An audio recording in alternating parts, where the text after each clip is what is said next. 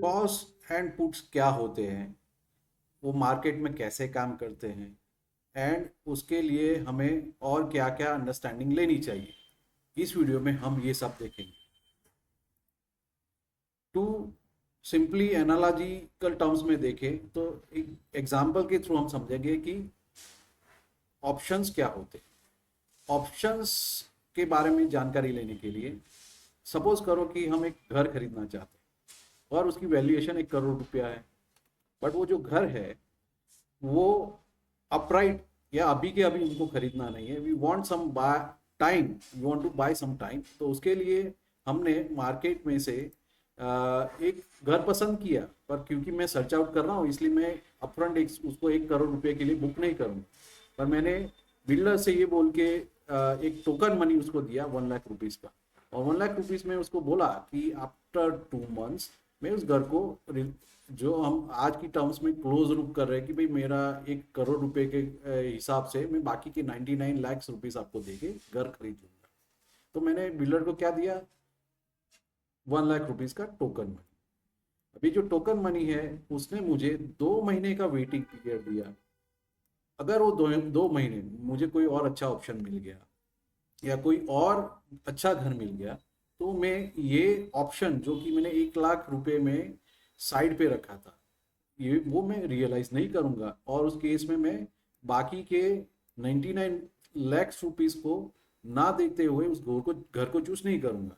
अगर मुझे ये घर पसंद आ गया तो मैं 99 लाख रुपीज दे के उस घर को पसंद करके बाय कर लूंगा। अब फ्यूचर में 2 महीने बाद ये भी हो सकता है कि जो मुझे आज ऑफर हो रहा है 1 करोड़ का प्राइस, उस टाइम पे उस घर की प्राइस हो सकती है 1.5 करोड़ रुपया हो, या फिर 80 लाख रुपया भी हो सकती है।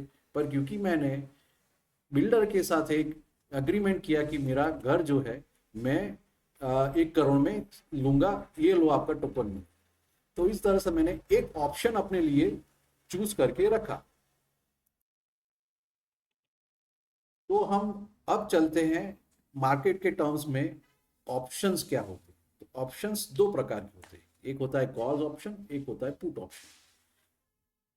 दोनों ही ऑप्शंस आप खरीद भी सकते हो और बेच भी सकते हो। सो जैसे हमने एनालॉजी ली थी घर खरीदने के मामले में, तो जो ऑप्शन बायर है, अगर हम कॉल ऑप्शन को खरीद रहे हैं तो कॉल ऑप्शन एक कॉन्ट्रैक्ट है जो कि हमें राइट देता है, but there is no obligation to exercise that right at the time of closing of terms of that contract. तो as per definition call option क्या है, एक contract that gives a buyers a right but not an obligation to buy an underlying asset at a specified period within a specified price range.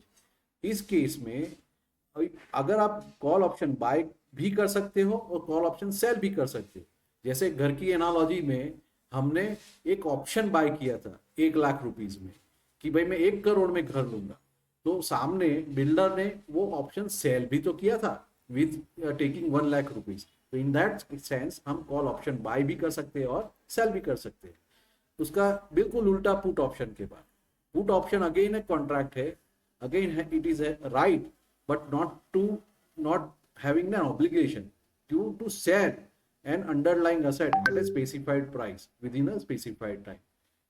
अगर आपका market view bullish है, आपके हिसाब से आपके फ्यूचरिस्टिक प्राइस बढ़ने वाले हैं ऐसा सोच के आप कोई ऑप्शन खरीदेंगे, तो उसको बोलेंगे आप कॉल ऑप्शंस खरीदोगे। अगर आपका मार्केट व्यू बेरिश है तो आप पुट ऑप्शन खरीदोगे। So in that sense, call and put options are the twin for any of the strike price, any of the valuation of underlying, जो कि एक एक्सरसाइज टर्म्स में काम करती है। अभी हम ऑप्शन कॉन्ट्रैक्ट के बारे में और डिटेल में जानेंगे। ऑप्शन कॉन्ट्रैक्ट का एक एग्जांपल यहाँ पे लिए गए, ये हाइपोथेटिकल एग्जांपल है, एक निफ्टी का स्पेसिफाइड टाइम फ्रेम का स्पेसिफाइड स्ट्राइक प्राइस का एक कॉल ऑप्शन, सी मतलब कॉल ऑप्शन, पी मतलब पुट ऑप्शन। इसका रिलेटिव मार्केट में प्रीमियम जो है 2792, तो उसमें जो डेट है वो स्पेसिफाइड डेट पे आपको उस ऑप्शन को नल वॉइड करना होता है। तो जो स्ट्राइक प्राइस है is a strike price is a pre determined price at which the deal can be executed. जैसे हमने घर की एनालॉजी में 1 करोड़ के अंदर हमने प्राइस बुक की थी, फ्यूचर में 1 करोड़ में मैं घर लूंगा, तो जो स्ट्राइक प्राइस है वो 1 करोड़ रुपए की प्राइस समझ लेते हैं।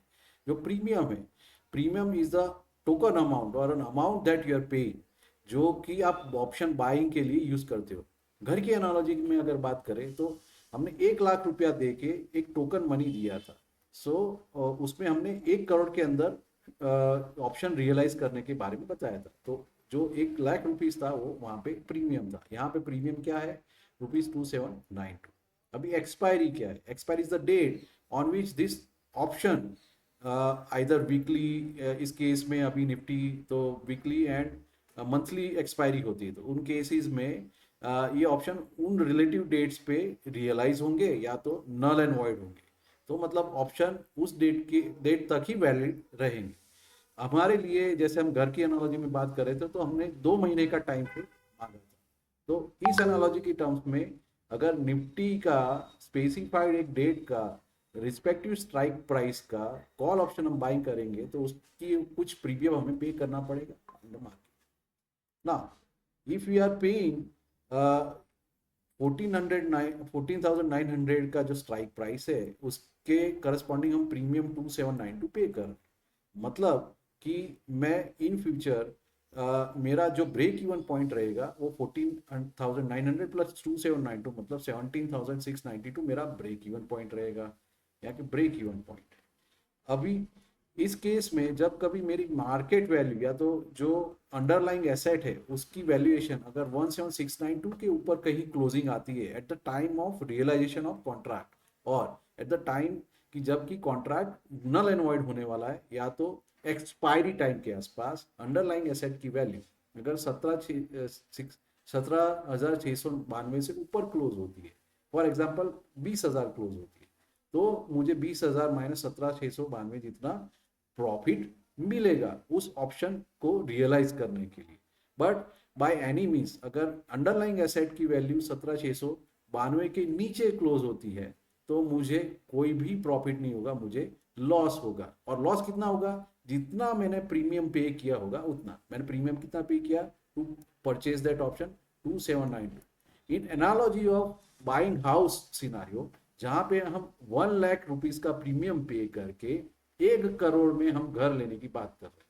अब इन फ्यूचर जब कभी ये अंडरलाइंग एसेट मतलब घर की वैल्यूएशन 1 करोड़ 1 लाख तक रहेगी तो मुझे कोई भी प्रॉफिट या तो लॉस नहीं होगा। इनकेस अगर वो ऑप्शन में रियलाइज करता हूं तो मुझे 99 लाख रुपीज पे करके उस घर को खरीदना है, पर ऑलरेडी मैंने 1 लाख रुपीज टोकन अमाउंट दिया था, इसलिए बाकी के 99 खरीद दे के मैं 1 करोड़ में घर दूंगा। पर अगर घर की फ्यूचर वैल्यू जो कि 2 महीने बाद हम जाएंगे तब अगर मान लो 1.5 करोड़ रुपया होगी, तो इस केस में जब कभी मैं इस ऑप्शन को रियलाइज करूंगा तो एक्चुअल मैंने कितने में बाय किया, 1 करोड़ में, और जबकि अब उसकी मार्केट वैल्यू क्या हो गई 1.5 करोड़ रुपया, तो मुझे 50 लाख का उसमें प्रॉफिट होगा। It is in the same analogy of buying a house.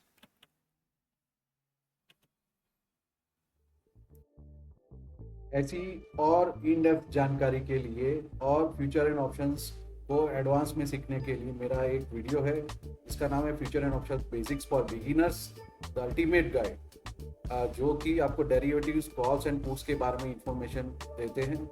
उसके अलावा अगर ये आप वीडियो देखते हैं तो आपको ये समझ में आ जाएगा कि फ्यूचर एंड ऑप्शंस में मैथमेटिकली कैसे कैलकुलेशंस होते हैं, आपको कौन से स्ट्राइक प्राइस के फ्यूचर एंड ऑप्शंस बाय करने चाहिए, और F&O सेगमेंट में आपको प्रीमियम डीके और एक्सपायरी पे क्या क्या होता है उसकी जानकारी मिलेगी।